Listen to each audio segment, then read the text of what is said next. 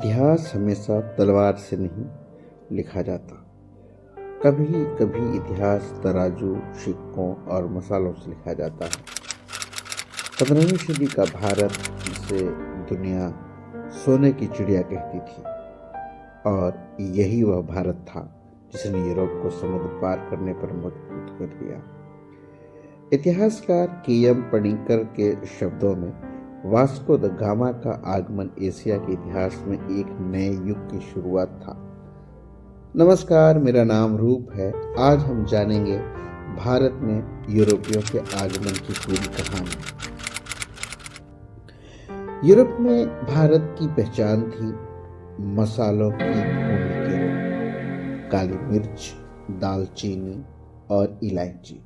Europe में सोने से भी महंगी बिकते थे ये मसाले, लेकिन यह व्यापार अरब और तुर्की व्यापारियों के हाथ में था, जिससे कीमतें कई गुना बढ़ जाती थी।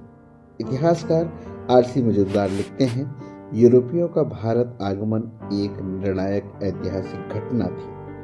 यही कारण था कि यूरोप ने समुद्री रास्ता खोजने का फैसला किया। समुद्र ने बदला इतिहास।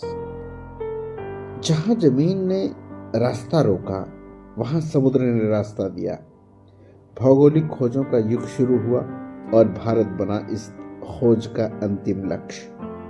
इतिहासकार सतीश चंद्र कहते हैं, यूरोपीय भारत में विजेता नहीं बल्कि व्यापारी बनकर आए थे, लेकिन इतिहास गवाह है व्यापारी कब शासक बन गए किसी को पता ही नहीं चला। 20 मई 1498 अरब सागर की लहरों को चीरता हुआ एक पुर्तगाली जहाज कालीकट के तट पर रुका। नाम था वास्को द गामा। यह सिर्फ जहाज का आगमन नहीं था, यह भारत के इतिहास में समुद्री युग की शुरुआत थी। के.एम. पणिक्कर कहते हैं, वास्को द गामा युग ने एशिया को यूरोप के साथ समुद्र से जोड़ दिया। पुर्तगालियों ने गोवा को केंद्र बनाया और शक्ति के साथ धर्म का भी प्रसार किया। पुर्तगाल अकेला नहीं था, डच भी आए व्यापार के लिए, फ्रांसीसी आए प्रतिस्पर्धा के लिए और अंग्रेज आए दीर्घकालीन योजना के साथ। भारत अब यूरोपीय शक्तियों के संघर्ष का मैदान बन चुका था। पंडित जवाहरलाल नेहरू लिखते हैं, यूरोपियों के आगमन ने भारतीय इतिहास की दिशा ही बदल दी। ईस्ट इंडिया कंपनी का आगमन 16वीं सदी में होता है। इंग्लैंड में जन्म लेती है ईस्ट इंडिया कंपनी। 1608 ईस्वी में विलियम हॉकिंस भारत पहुंचा।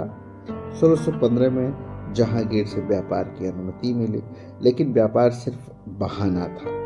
इतिहासकार एरिक हॉब्सबॉम कहते हैं, उपनिवेशवाद का मूल उद्देश्य आर्थिक शोषण था। कंपनी ने धीरे धीरे सेना बनाई, राजनीति में दखल दिया और भारतीय शासकों को आपस में लड़ाया। 1757 का प्लासी का युद्ध एक निर्णायक युद्ध जैसा था। 1757 बंगाल का मैदान। यह युद्ध तलवार से नहीं, विश्वासघात से जीता गया। नवाब सिराजुद्दौला की हार ने भारत का भविष्य ही बदल दिया। इतिहासकार विलियम हंटर कहते हैं, प्लासी के युद्ध ने भारत में ब्रिटिश शासन की नींव रख दी। परिणाम क्या हुआ? भारत ने क्या खोया? यूरोपियों का आगमन केवल शासन परिवर्तन नहीं था, यह आर्थिक और सामाजिक विनाश था। धन की लूट हुई, उद्योगों का पतन हुआ, किसान और कारीगर बर्बाद हुए। इतिहासकार रामचंद्र गुहा कहते हैं, भारत की वैश्विक अर्थव्यवस्था से जोड़ा गया, लेकिन शोषणकारी शर्तों पर। जो भारत का व्यापार केंद्र था, वह उपनिवेश बन गया।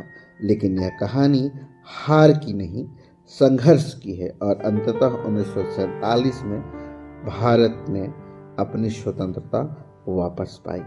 इतिहास हमें चेतावनी देता है, आर्थिक गुलामी राजनीतिक गुलामी को जन्म देती है। अगर आप इतिहास को सिर्फ तारीखों में नहीं कहानियों में देखना चाहते हैं तो चैनल को सब्सक्राइब कीजिए, लाइक कीजिए, शेयर कीजिए, क्योंकि इतिहास भूलने के लिए नहीं, सीखने के लिए होता है। Thank you very much.